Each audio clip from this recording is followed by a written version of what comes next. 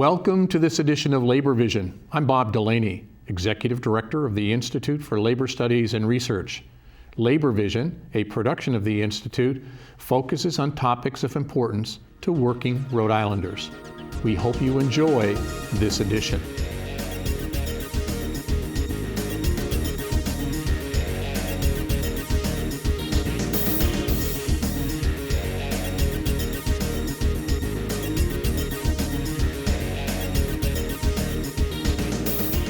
All right, there's a motion on the floor and the call for the vote.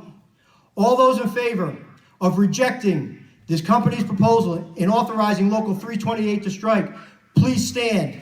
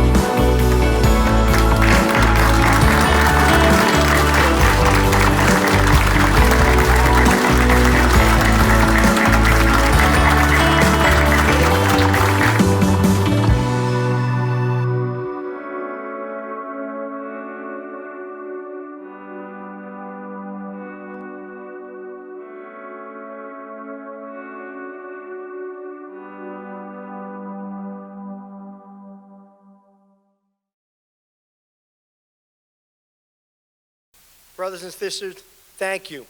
Thank you for everything that you did.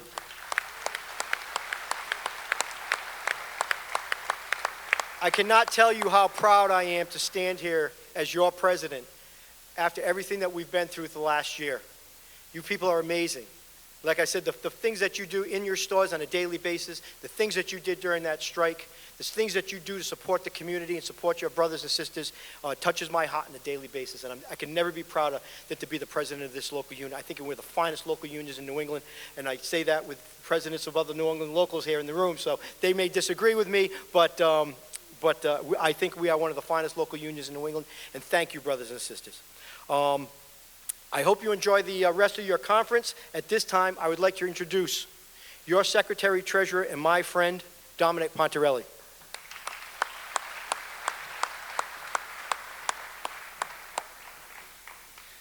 Good morning, brothers and sisters.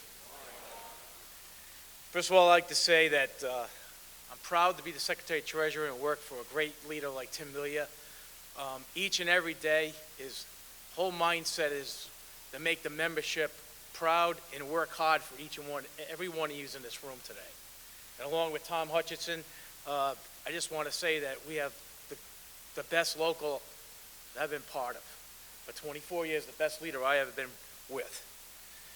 As I reflect on the 11 days on the bricks during the Stop and Shop strike, I see our local was fully prepared and had a plan in place, which all of the locals of our local field staff, picket captains, and Stop and Shop membership executed perfectly on Thursday, April 11, 2019 at 12:40 p.m.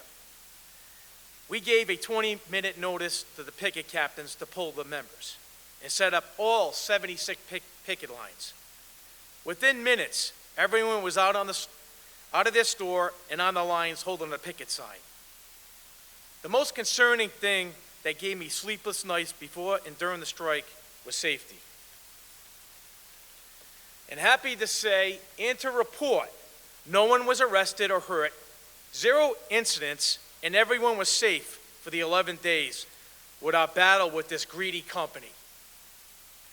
All of our 76 picket lines were charted individually so we could evaluate tracking of the lines with your help. Each day, we would evaluate all lines, weak, strong, closed, open, and how many were on the line, the morale of the lines.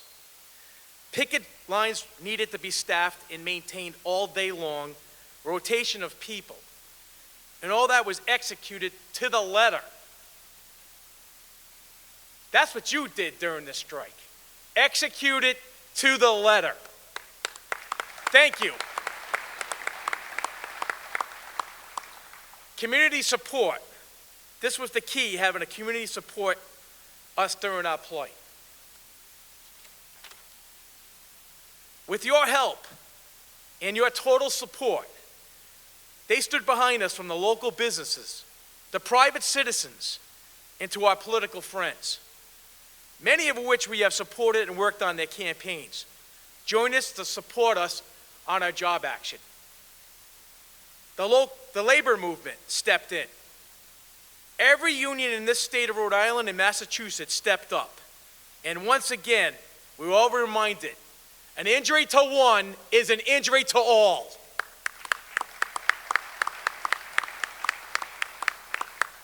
Our labor unions, along with the community and neighbors, brought food and drinks out to our members, walked with us on the picket lines, provided us with financial donations, plus much more. Over the years, the leadership and the staff of Local 328 has always tried to assist other unions in their time of need. They certainly returned the favor and then some. And finally, the customers. The reason why they stayed away and never crossed our picket lines is because our solid relationships that all of you have built over the years with your customers. They truly value your hard work. The face of Stop and Shop is not Marty, the googly, freaky robot that's sitting outside. It's all of you. Your lives now are forever changed because your willingness to stand against greed and demand dignity and respect that you all earned and deserve. Every one of you were unified and stayed strong and totally committed to your union. I'll say this loud and clear. Stop and Shop didn't think you had the balls to strike them. Woo!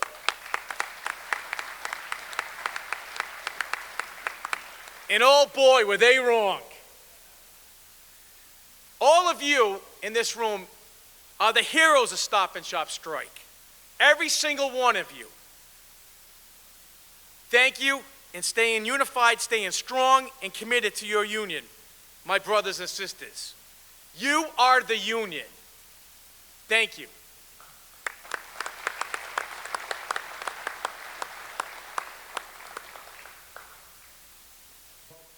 For the past 30 years, George Nee has served in multiple capacities in the Rhode Island AFL-CIO, including Secretary Treasurer and Executive Director prior to being named President in 2009.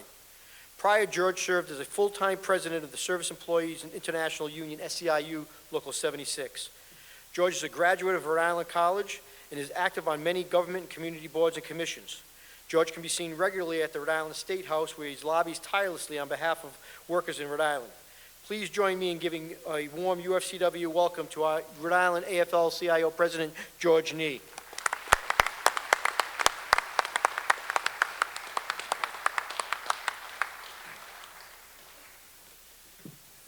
Thank you, Tim and Domenic, for this invitation to address you today. Before I get into some of my remarks, I'd like to recognize Evan Shanley for something that you probably don't know.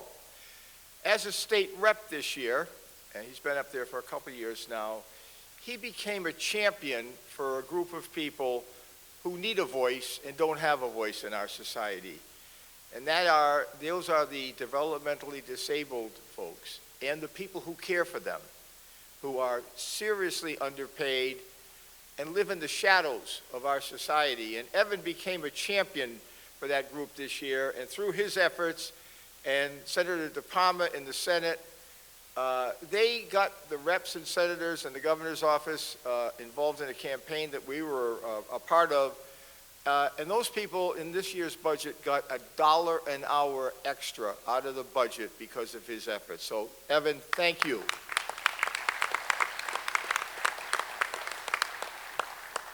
Now, I suppose if you come to an event like this today and you don't mention Stop and Shop, then somebody might think that you've been living under a rock this year. And I haven't been under a rock because I was on a lot of picket lines at Stop and Shop. I just want to say, on behalf of the Rhode Island labor movement, to the individuals and the workers who went on strike at Stop and Shop against big odds, thank you. Thank you for your inspiration.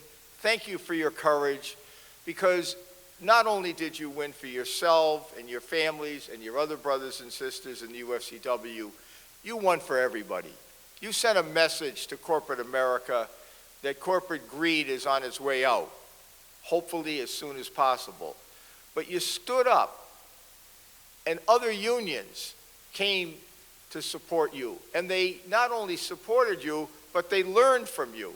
And they said, hey, we can do that too. We can stand up for ourselves. We don't have to put up with this crap that they're telling us every day. So what you did was so important to send a message throughout the whole labor movement and the whole community. And in addition to your solidarity among yourselves, I really believe that one of the critical elements to your victory was what you do every day by having support of the public and your customers. They love you. I was on those picket lines. I saw the relationship between the people on strike and the people who were coming in and didn't know initially there was a strike and said, oh, I'm not going to cross that line. And these are not all union members. Remember, we don't represent the majority. So they understood your strike. You did a wonderful job publicizing the issues. And I think it's part of what's happening in the country. The recent Gallup poll that's been polling for years, the labor movement's approval rating is now up to 64%. That's the highest it's been in about 30 or 40 years. And that's because we're doing the right thing. We're fighting for our members. We're fighting for the public. I want to switch to a publication that I brought for the stewards from Rhode Island that'll be available on the registration desk at the end of the session. And this is a publication that we just published at the Rhode Island AFL-CIO called the Directory of Union Goods and Services. Now, why is this important? Every week, working people, union members, get a paycheck.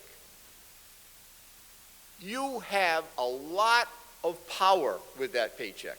You have purchasing power. Where you spend your money can determine how many union members work in our state, how many union members still work at Stop and Shop. The last thing that union members should be doing is taking their money and giving it to a non-union company to put yourself out of work. We have this tremendous power every week, and we should use it. You're doing that today. This facility has been built union, has been rehabbed union, and every single worker that you came in contact today is a union member, whether they're Teamsters, laborers, HERE, stagehands. Everybody in this building is a union member. So by having this event here, you are using your economic power to help and maintain union jobs. We have that responsibility and we have that power, and we should use it. I want to finish with a legislative overview with some good news and some bad news. The good news is that there was absolutely no effort in this year's General Assembly to touch time and a half on Sunday or the holidays. Not even a bill. Not even a bill. And part of that, and I'll reiterate her comments so it becomes part of the record, is that last year Governor Raimondo came here and she spoke as strongly as she could that under her leadership, if she were to become the governor again, which she did, no one's going to touch time and a half on Sunday or holidays in the state of Rhode Island. And again, not a single bill was put in, and we're going to continue that effort because we like being the only state in the country that celebrates Victory Day, and we like being the only state in the country that has time and a half for Sunday and holidays, and maybe we should be a little bold and push for double time. Just an idea. Now, you know, that's not a bad idea. Stevie, what do you think? Both states, double time. Now, let me give you the bad news, and I'm not going to sugarcoat it. We were unsuccessful as a labor movement in getting an increase in the minimum wage in Rhode Island. It's $10.50. It's $10.50 now, and in January, instead of going up, it's still going to be $10.50. So what happened? Well, I got to put the blame where it belongs, and I'll get to where that is. The governor, which we lobbied for, put it in her budget, which is very unusual, to increase the minimum wage to $11.10, effective this January. So she put it in her budget, and we figured, okay, that's a good starting point. We're going to go at least from $10.50 to $11.10. The Senate, in full support of the labor movement, actually went one step further. The Senate this year passed legislation that would have increased the minimum wage from $10.50 to $11.50 in January. It passed the Senate, I think almost unanimously, maybe a couple of votes against it. Went to the House, nothing happened. The Speaker of the House made some statements. He thought that Rhode Island economy wasn't strong enough to have an increase in the minimum wage, which is, I won't say it because it's on television. You could figure it. It's an irresponsible statement. But not only did he do that, they took it out of the budget.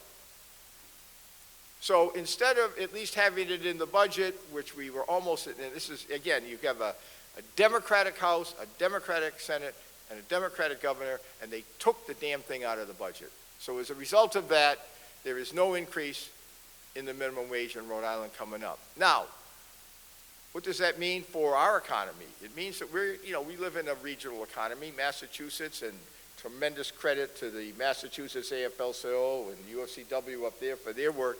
The minimum wage in Massachusetts will be going to $12.75 on January 1st. So the worker in Rhode Island at the minimum wage will be $2.25 below the minimum wage in Massachusetts, and Connecticut is going to $11 in October.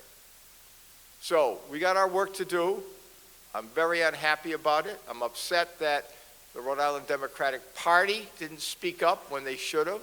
I'm upset with a number of reps, and not senators, I love the senators, really upset with a number of the reps who didn't speak up as much as I believe they should have. But that's what happened. You should know that because we're involved in the political system, and it's just a shame that this happened in this particular year.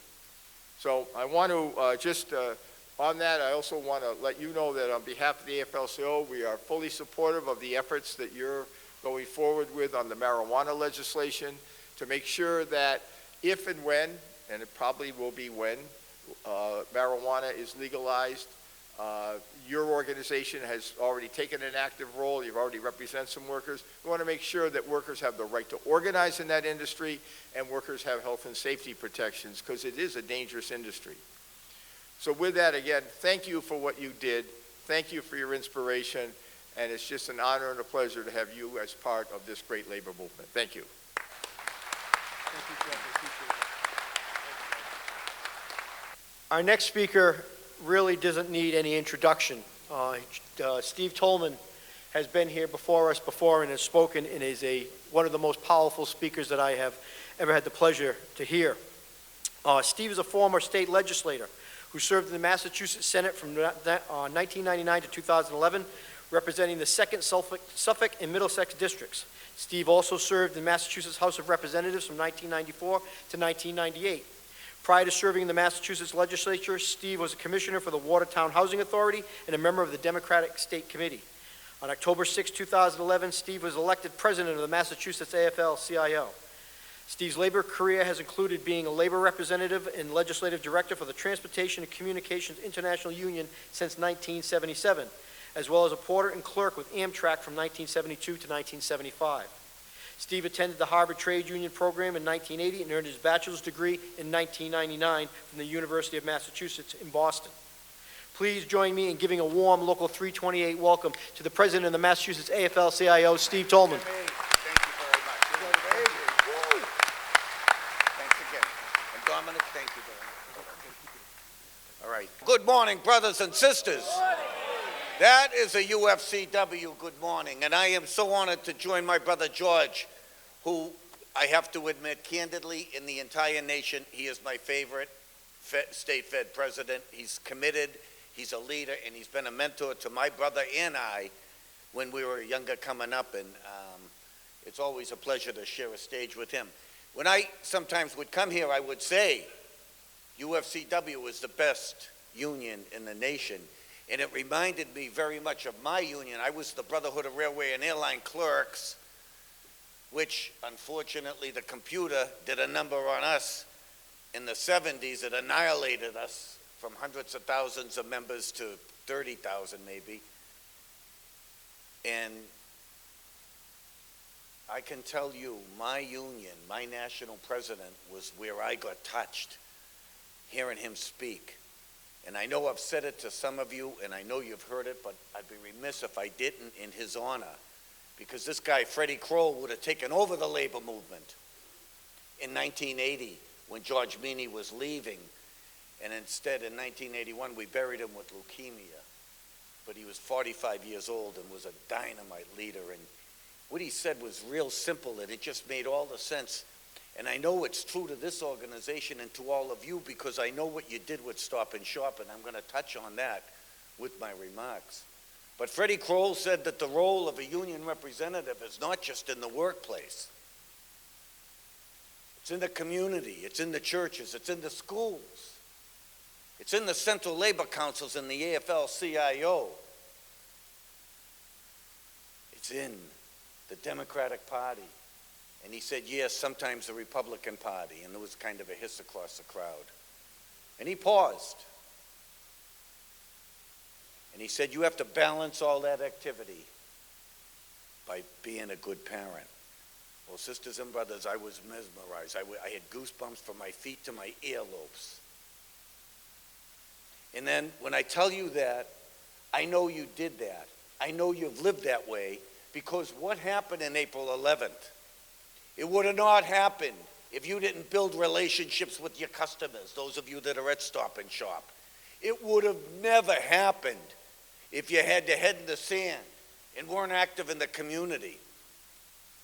And so I tell you, sisters and brothers, I want to try to get to my prepared remarks, and I'm going to try it, but that was, beyond a shadow of a doubt, the best victory, the most organized retail strike in New England's history. You didn't want to go on strike. You did everything you could do to prevent it, and so did your leaders. We didn't want to go to war with a company like that. They wanted to get you a fair and equitable solution to your contract negotiations, and they forced them out. And they thought that they were going to roll over you, and then they were going to New York and Connecticut, and then when they did this area, they were going across the country. They had a master plan, sisters and brothers. And I'll tell you what, I remember right where I was. It was April 15th, and it was about 1:15, and I got a call from the leaders, all the 5 locals, saying, we're going out.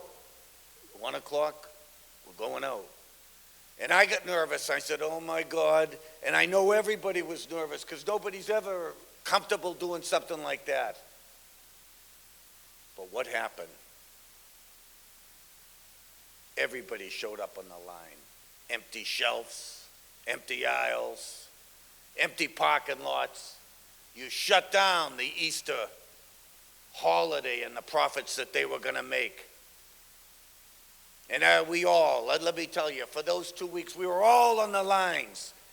We were bringing sandwiches to I live in Brighton. There's a Brighton Stop and Shop right there. We were in Somerville with Senator Elizabeth Warren, and all the press went up to Senator Elizabeth Warren and started pushing questions on her. She answered them so articulately. She said, it's about time. The system's rigged against working people. She kept going, and then when they were done, she said, are there any more questions? Sisters and brothers, we are organized labor, and if we weren't sticking together and didn't have solidarity among all the trades, that would have never happened. And because of your leadership and your leadership here at the top, we were able to get a message across that working people have had enough, that we deserve dignity, and that we don't deserve to be mistreated. That was the biggest victory, and it'll go down. And guess what happened? Macy's was screwing around with Jeff up there in Boston. They couldn't get to the table quick enough to settle.